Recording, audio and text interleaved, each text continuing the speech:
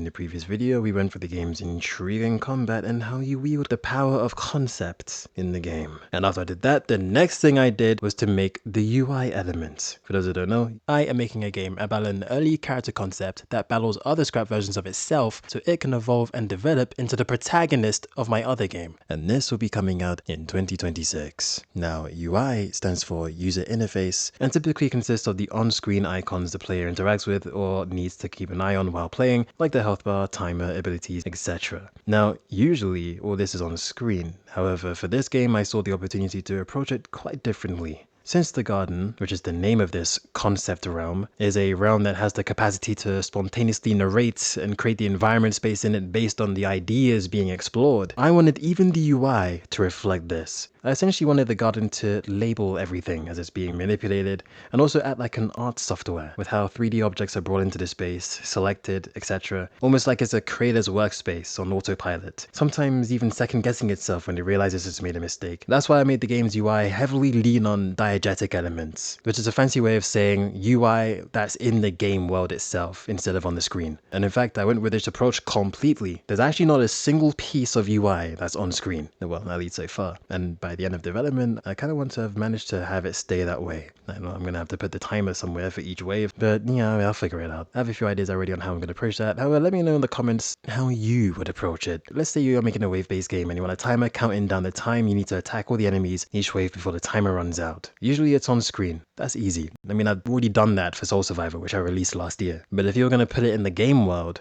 I want to know, where would you put it?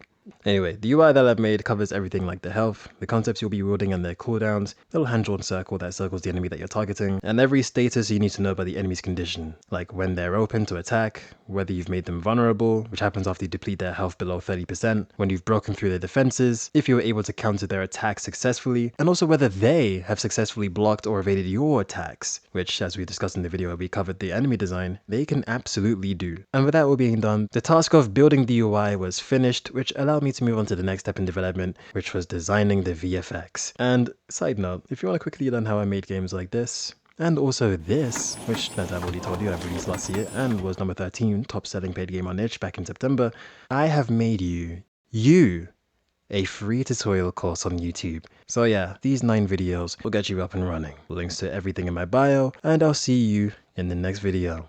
Peace.